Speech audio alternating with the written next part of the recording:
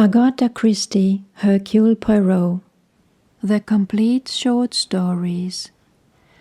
In The Adventure of the Egyptian Tomb, Hercule Poirot investigates a series of mysterious deaths linked to the opening of an ancient tomb in Egypt. When several members of an archaeological expedition die under strange circumstances, Poirot unravels the truth behind the so-called curse. Can you keep up with his mind? 13. The Adventure of the Egyptian Tomb. I have always considered that one of the most thrilling and dramatic of the many adventures I have shared with Poirot was that of our investigation into the strange series of deaths which followed upon the discovery and opening of the tomb of King Men-Her-Ra. Hard upon the discovery of the tomb of Tutankhamun by Lord Carnarvon, Sir John Willard and Mr. Bleibner of New York, pursuing their excavations not far from Cairo, in the vicinity of the pyramids of Giza, came unexpectedly on a series of funeral chambers. The greatest interest was aroused by their discovery. The tomb appeared to be that of King Men-Her-Ra, one of those shadowy kings of the 8th dynasty, when the old kingdom was falling to decay. Little was known about this period, and the discoveries were fully reported in the newspapers. An event soon occurred which took a profound hold on the public mind.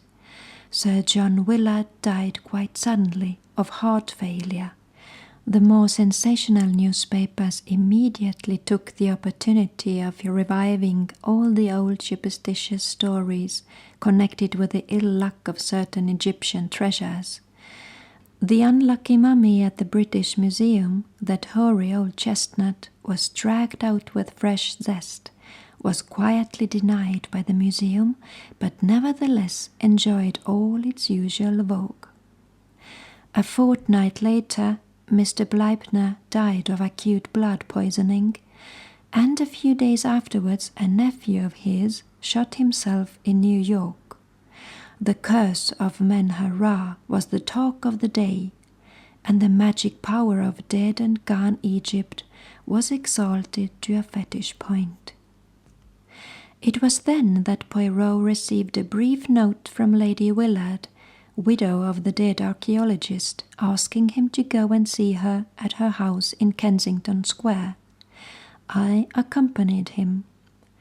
Lady Willard was a tall, thin woman, dressed in deep mourning. Her haggard face bore eloquent testimony to her recent grief. "It is kind of you to have come so promptly, Monsieur Poirot." "I am at your service, Lady Willard. You wish to consult me?" "You are, I am aware, a detective, but it is not only as a detective that I wish to consult you. You are a man of original views, I know. You have imagination, experience of the world. Tell me, Monsieur Poirot, what are your views on the supernatural?" Poirot hesitated for a moment before he replied. He seemed to be considering. Finally, he said, "Let us not misunderstand each other, Lady Willard. It is not a general question that you are asking me there. It has a personal application, has it not? You are referring obliquely to the death of your late husband." "That is so," she admitted. "You want me to investigate the circumstances of his death?" "I want you to ascertain for me exactly how much is newspaper chatter, and how much may be said to be founded on fact. 3 deaths, Monsieur Poirot, each one explicable taken by itself, but taken together surely an almost unbelievable coincidence, and all within 1 month of the opening of the tomb. It may be mere superstition, it may be some potent curse from the past that operates in ways undreamed of by modern science. The fact remains, 3 deaths. And I am afraid, Monsieur Poirot, horribly, horribly afraid. It may not yet be the end. For whom do you fear? For my son. When the news of my husband's death came, I was ill. My son, who has just come down from Oxford, went out there. He brought the body home, but now he has gone out again, in spite of my prayers and entreaties. He is so fascinated by the work that he intends to take his father's place and carry on the system of excavations. You may think me a foolish, credulous woman, but, Monsieur Poirot, I'm afraid. Supposing that the spirit of that dead king is not yet appeased, perhaps to you I seem to be talking nonsense. No, no, indeed, Lady Willard, said Poirot quickly. I do believe in the force of superstition, one of the greatest forces the world has ever known. I looked at him in surprise. I should never have credited Poirot with being superstitious, but the little man was obviously in earnest. What you really demand is that I shall protect your son. I will do my utmost to keep him from harm. Yes, in the ordinary way, but against an occult influence. In volumes of the Middle Ages, Lady Willard, you will find many ways of counteracting black magic. Perhaps they knew more than we moderns with all our boasted science. Now let us come to facts, that I may have guidance. Your husband had always been a devoted Egyptologist, hadn't he? Yes, from his youth upwards. He was one of the greatest living authorities upon the subject. But Mr. Bleibner, I understand, was more or less of an amateur? Oh, quite. He was a very wealthy man who dabbled freely in any subject that happened to take his fancy. My husband managed to interest him in Egyptology, and it was his money that was so useful in financing the expedition. And their nephew, what do you know of his tastes? Was he with the party at all? I do not think so. In fact, I never knew of his existence till I read of his death in the paper. I do not think he and Mr. Bleibner can have been all that intimate. He never spoke of having any relations. Who are the other members of the party? Well, there's Dr. Toswell, a minor official connected with the British Museum, Mr. Schneider of the Metropolitan Museum in New York, a young American secretary, Dr. Ames, who accompanies the expedition in his professional capacity, and Hassan, my husband's devoted native servant. Do you remember the name of the American secretary? Harper, I think, but I can't be sure.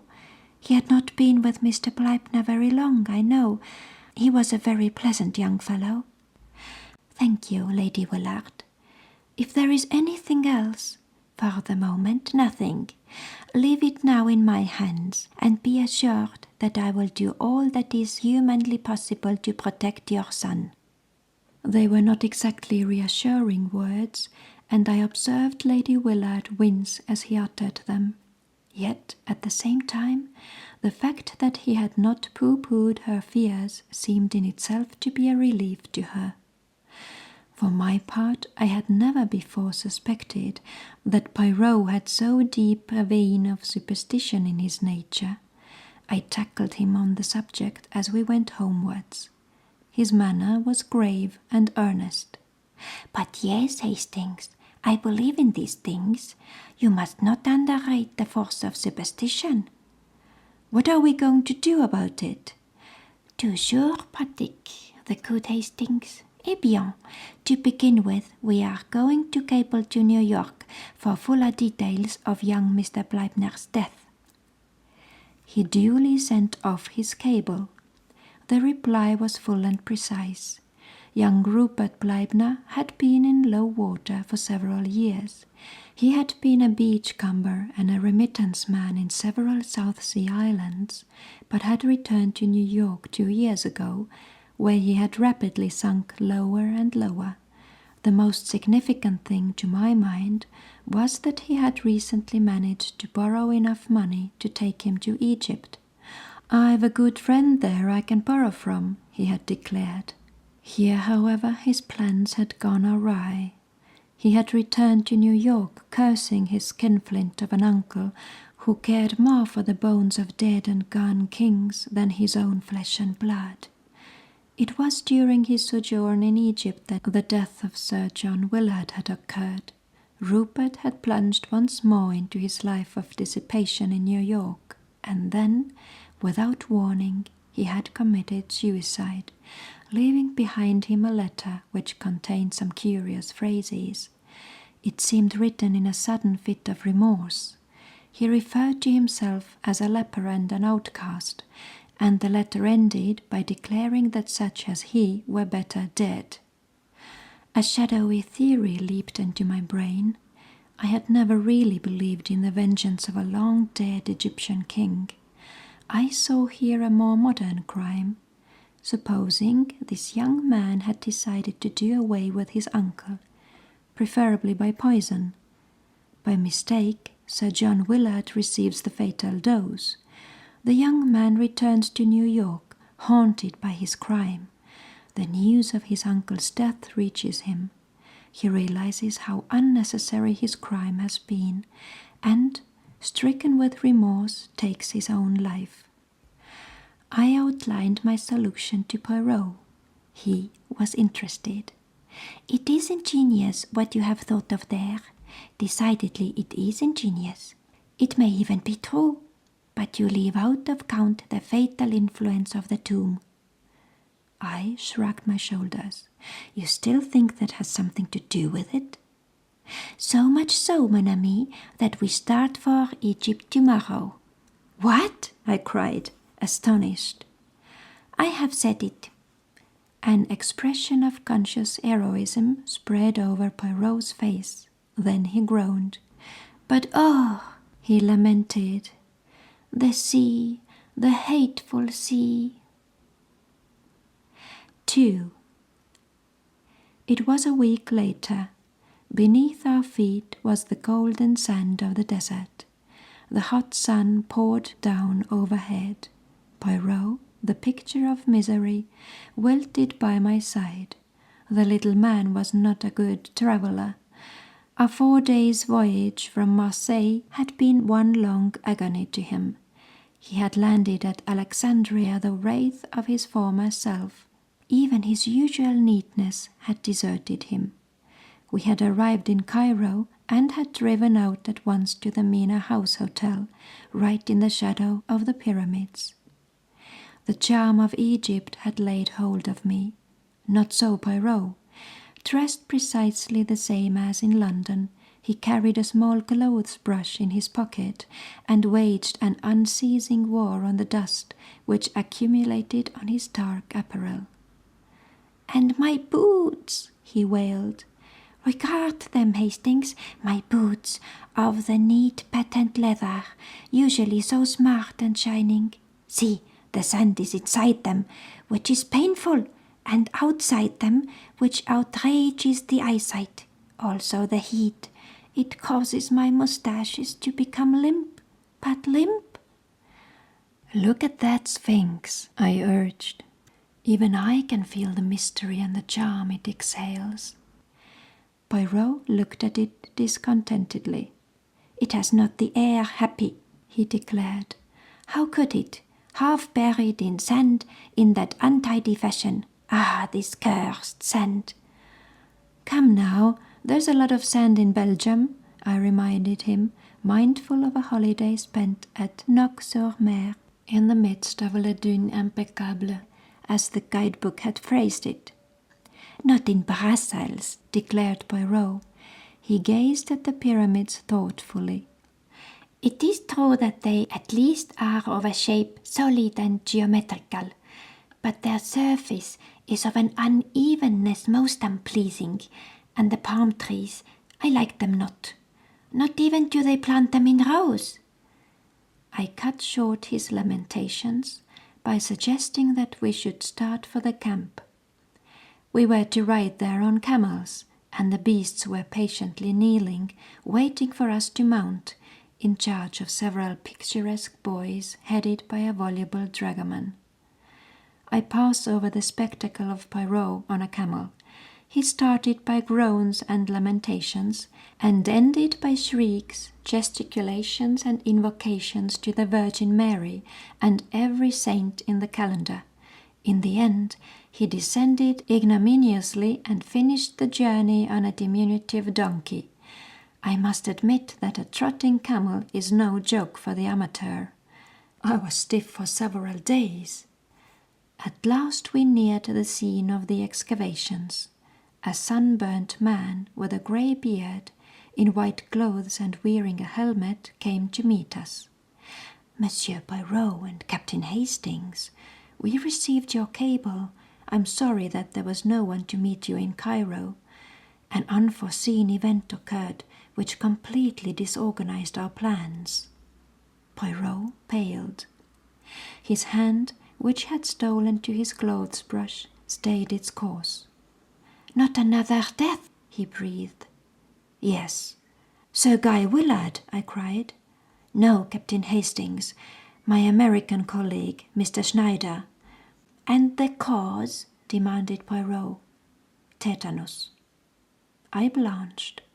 All around me I seemed to feel an atmosphere of evil, subtle and menacing.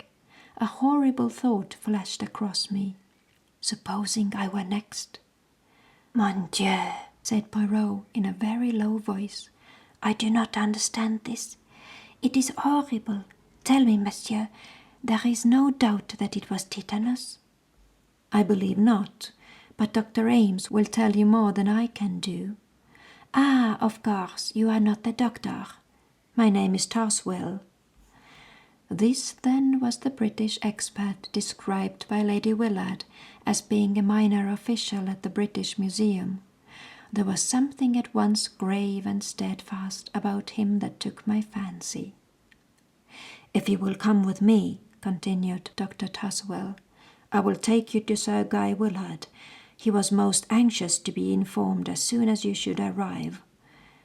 We were taken across the camp to a large tent. Dr. Tarswell lifted up the flap and we entered. 3 men were sitting inside. "Monsieur Poirot and Captain Hastings have arrived, Sir Guy," said Tarswell. The youngest of the 3 men jumped up and came forward to greet us. There was a certain impulsiveness in his manner, which reminded me of his mother. He was not nearly so sunburnt as the others, and that fact, coupled with a certain haggardness round the eyes, made him look older than his 22 years. He was clearly endeavouring to bear up under a severe mental strain. He introduced his 2 companions, Dr. Ames, a capable-looking man of 30-odd, with a touch of greying hair at the temples, and Mr. Harper, the secretary, a pleasant lean young man, wearing the national insignia of horn-rimmed spectacles. After a few minutes' desultory conversation, the latter went out, and Dr. Tarswell followed him. We were left alone with Sir Guy and Dr. Ames. "Please ask any questions you want to ask, Monsieur Poirot," said Willard. "We are utterly dumbfounded at this strange series of disasters, but it can't be anything but coincidence." There was a nervousness about his manner which rather belied the words. I saw that Poirot was studying him keenly. "Your art is really in this work, Sir Guy?" "Rather. No matter what happens or what comes of it, the work is going on. Make up your mind to that." Poirot wheeled round on the other. "What have you to say to that, Monsieur le Docteur?" "Well," drawled the doctor, "I'm not for quitting myself." Poirot made one of those expressive grimaces of his. "Then, évidemment, we must find out just how we stand. When did Mr. Schneider's death take place?" 3 days ago." "You are sure it was tetanus?" "Dead sure." "It couldn't have been a case of strychnine poisoning, for instance?" "No, Monsieur Poirot, I see what you are getting at, but it was a clear case of tetanus." "Did you not inject antiserum?" "Certainly we did," said the doctor dryly. "Every conceivable thing that could be done was tried." "Had you the anti-serum with you?" "No, we procured it from Cairo." "Have there been any other cases of tetanus in the camp?" "No, not one." "Are you certain that the death of Mr. Bleibner was not due to tetanus?" "Absolutely plumb certain. He had a scratch upon his thumb which became poisoned, and septicemia set in. It sounds pretty much the same to a layman, I dare say, but the two things are entirely different." "Then we have 4 deaths, all totally dissimilar. 1 heart failure, 1 blood poisoning, 1 suicide, and 1 tetanus." "Exactly, Monsieur Poirot." "Are you certain that there is nothing which might link the 4 together?" "I don't quite understand you." "I will put it plainly. Was any act committed by those 4 men which might seem to denote disrespect to the spirit of Men-Her-Ra?" The doctor gazed at Poirot in astonishment. "You're talking through your hat, Monsieur Poirot. Surely you have not been guided into believing all that fool talk." "Absolute nonsense," muttered Willard angrily. Poirot remained placidly immovable, blinking a little out of his green cat's eyes. "So you do not believe it, Monsieur le Docteur?" "No, sir, I do not," declared the doctor emphatically. "I am a scientific man, and I believe only what science teaches." "Was there no science then in ancient Egypt?" asked Poirot softly. He did not wait for a reply, and indeed Dr. Ames seemed rather at a loss for the moment. "No, no, do not answer me, but tell me this. What do the native workmen think?" "I guess," said Dr. Ames, "that where white folk lose their heads, natives aren't going to be far behind. I'll admit that they're getting what you might call scared, but they have no cause to be." "I wonder," said Poirot non-committedly. Sir Guy leant forward. "Surely," he cried incredulously, "you cannot believe in— Oh, but the thing's absurd! You can know nothing of ancient Egypt if you think that." For answer, Poirot produced a little book from his pocket, an ancient tattered volume. As he held it out, I saw its title, The Magic of the Egyptians and Chaldeans. Then, wheeling round, he strode out of the tent. The doctor stared at me. What is his little idea? The phrase, so familiar on Poirot's lips, made me smile as it came from another. "I don't know exactly," I confessed. "He's got some plan of exorcising the evil spirits, I believe." I went in search of Poirot, and found him talking to the lean-faced young man who had been the late Mr. Bleibner's secretary. "No," Mr. Harper was saying, "I've only been 6 months with the expedition. Yes, I knew Mr. Bleibner's affairs pretty well. Can you recount to me anything concerning his nephew?"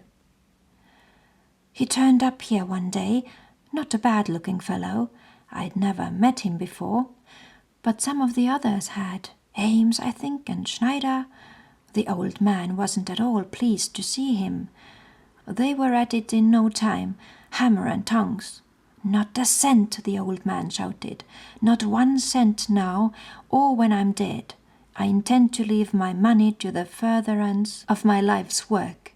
I've been talking it over with Mr. Schneider today.' And a bit more of the same. Young Bleibner lit out for Cairo right away." "Was he in perfectly good health at the time?" "The old man?" No, the young one." "I believe he did mention there was something wrong with him, but it couldn't have been anything serious, or I should have remembered." "One thing more. Has Mr. Bleibner left a will?" "So far as we know, he has not." "Are you remaining with the expedition, Mr. Harper?" "No, sir, I'm not. I'm for the New York as soon as I can square up things here. You may laugh if you like, but I'm not going to be this blasted Menher-Ra's next victim. He'll get me if I stop here." The young man wiped the perspiration from his brow. Poirot turned away. Over his shoulder he said with a peculiar smile, "Remember, he got one of his victims in New York." "Oh, hell," said Mr. Harper forcibly. "That young man is nervous," said Poirot thoughtfully. "He is on the edge, but absolutely on the edge." I glanced at Poirot curiously, but his enigmatical smile told me nothing. In company with Sir Guy Willard and Dr. Toswell, we were taken round the excavations. The principal finds have been removed to Cairo, but some of the tomb furniture was extremely interesting. The enthusiasm of the young baronet was obvious, but I fancied that I detected a shade of nervousness in his manner, as though he could not quite escape from the feeling of menace in the air. As we entered the tent which had been assigned to us for a wash before joining the evening meal, a tall, dark figure in white robes stood aside to let us pass with a graceful gesture and a murmured greeting in Arabic. Poirot stopped. "You are Hassan, the late Sir John Willard's servant?" "I served my lord Sir John. Now I serve his son." He took a step nearer to us and lowered his voice. "You are a wise one, they say, learned in dealing with evil spirits. Let the young master depart from here. There is evil in the air around us." And with an abrupt gesture, not waiting for a reply, he strode away. "Evil in the air," muttered Poirot. "Yes, I feel it." Our meal was hardly a cheerful one. The floor was left to Dr. Toswell, who discoursed at length upon Egyptian antiquities. Just as we were preparing to retire to rest, Sir Guy caught Poirot by the arm and pointed. A shadowy figure was moving amidst the tents. It was no human one. I recognized distinctly the dog-headed figure I had seen carved on the walls of the tomb. My blood froze at the sight. "Mon Dieu!" murmured Poirot, crossing himself vigorously. "Anubis, the jackal-headed, the god of departing souls." "Someone is hoaxing us!" cried Dr. Toswell, rising indignantly to his feet. "It went into your tent, Harper," muttered Sir Guy, his face dreadfully pale. "No," said Poirot, shaking his head, "into that of Dr. Ames."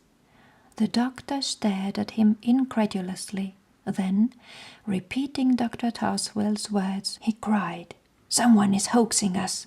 Come, we'll soon catch the fellow."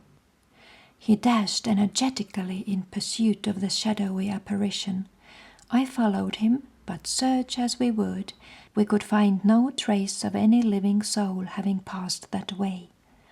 We returned, somewhat disturbed in mind, to find Poirot taking energetic measures in his own way to ensure his personal safety. He was busily surrounding our tent with various diagrams and inscriptions which he was drawing in the sand. I recognized the 5-pointed star of Pentagon many times repeated. As was his wont, Poirot was at the same time delivering an impromptu lecture on witchcraft and magic in general, white magic as opposed to black, with various references to the Ka and the Book of the Dead thrown in. It appeared to excite the liveliest content in Dr. Toswell, who drove me aside, literally snorting with rage. "Balderdash, sir!" he exclaimed angrily. "Pure balderdash! The man's an impostor. He doesn't know the difference between the superstitions of the Middle Ages and the beliefs of ancient Egypt. Never have I heard such a hodgepodge of ignorance and credulity." I calmed the excited expert and joined Poirot in the tent. My little friend was beaming cheerfully. "We can now sleep in peace. he declared happily, "and I can do with some sleep. My head, it aches abominably. Ah, for a good tisane!" As though in answer to prayer, the flap of the tent was lifted, and Hassan appeared, bearing a steaming cup which he offered to Poirot. It proved to be chamomile tea, a beverage of which he is inordinately fond. Having thanked Hassan and refused his offer of another cup for myself, we were left alone once more. I stood at the door of the tent some time after undressing, looking out over the desert. "A wonderful place," I said aloud, "and a wonderful work. I can feel the fascination, this desert life, this probing into the heart of a vanished civilization. Surely, Poirot, you too must feel the charm." I got no answer and turned a little annoyed. My annoyance was quickly changed to concern. Poirot was lying back across the rude couch, his face horribly convulsed. Beside him was the empty cup. I rushed to his side, then dashed out and across the camp to Dr. Ames's tent. "Dr. Ames," I cried, "come at once!" "What's the matter?" said the doctor, appearing in pyjamas. "My friend, he's ill, dying. The chamomile tea. Don't let Hassan leave the camp." Like a flash, the doctor ran to our tent. Poirot was lying as I left him. "Extraordinary," cried Ames. "Looks like a seizure. Oh, what did you say about something he drank?" He picked up the empty cup. "Only I did not drink it," said a placid voice. We turned in amazement. Poirot was sitting up on the bed. He was smiling. "No," he said gently, "I did not drink it. While my good friend Hastings was apostrophizing the night, I took the opportunity of pouring it, not down my throat, but into a little bottle. The little bottle will go to the analytical chemist. No." As the doctor made a sudden movement, "As a sensible man, you will understand that violence will be of no avail. During Hastings' absence to fetch you, I have had time to put the bottle in safe keeping. Ah, quick, Hastings, hold him!" I misunderstood Poirot's anxiety. Eager to save my friend, I flung myself in front of him. But the doctor's swift movement had another meaning. His hand went to his mouth. A smell of bitter almonds filled the air, and swayed forward and fell. "Another victim," said Poirot gravely. "But the last. Perhaps it is the best way. He has 3 deaths on his head." "Dr. Ames!" I cried, stupefied. "But I thought you believed in some occult influence." "You misunderstood me, Hastings. What I meant was that I believe in the terrific force of superstition. Once get it firmly established that a series of deaths are supernatural, and you might almost stab a man in broad daylight, and it would still be put down to the curse. So strongly is the instinct of the supernatural implanted in the human race. I suspected from the first that a man was taking advantage of that instinct. The idea came to him, I imagine, with the death of Sir John Willard. A fury of superstition arose at once. As far as I could see, nobody could derive any particular profit from Sir John's death. Mr. Bleibner was a different case. He was a man of great wealth. The information I received from New York contained several suggestive points. To begin with, Jan Bleibner was reported to have said he had a good friend in Egypt from whom he could borrow. It was tacitly understood that he meant his uncle, but it seemed to me that in that case he would have said it outright. The words suggest some boon companion of his own. Another thing, he scraped up enough money to take him to Egypt. His uncle refused outright to advance him a penny, yet he was able to pay the return passage to New York. Someone must have lent him the money. "All that was very thin," I objected. "But there was more.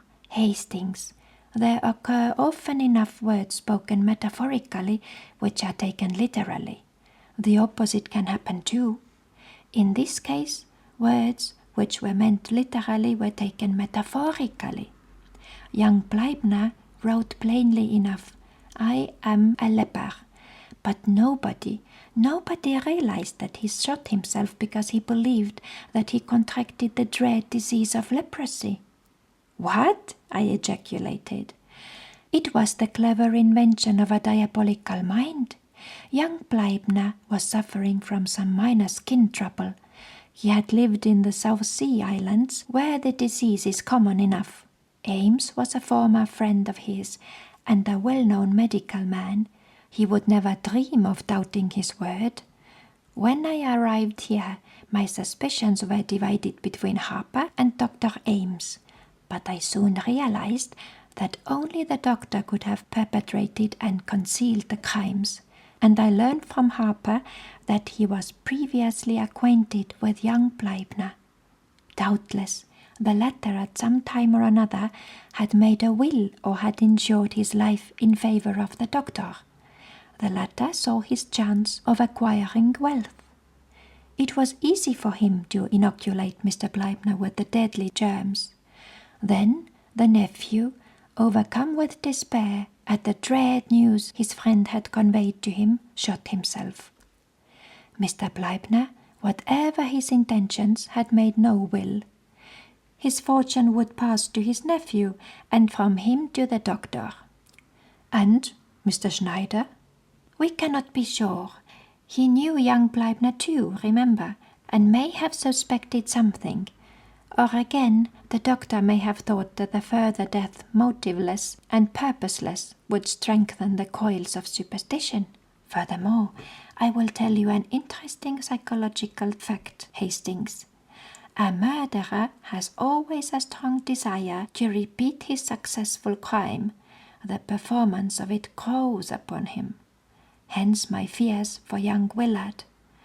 The figure of Anubis you saw tonight was Hassan, dressed up by my orders.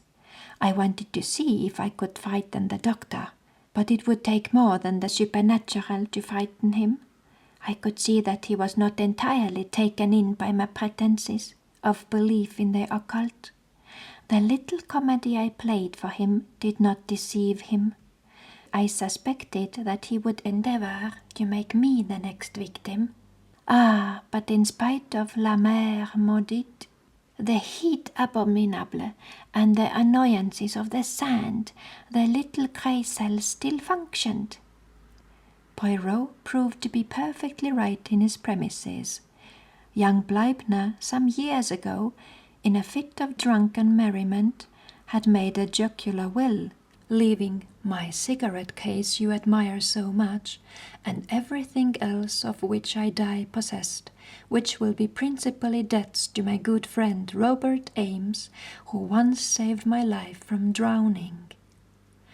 The case was hushed up as far as possible, and to this day people talk of the remarkable series of deaths in connection with the tomb of Men-Her-Ra as a triumphal proof of the vengeance of a bygone king upon the desecrators of his tomb, a belief which, as Poirot pointed out to me, is contrary to all Egyptian belief and thought.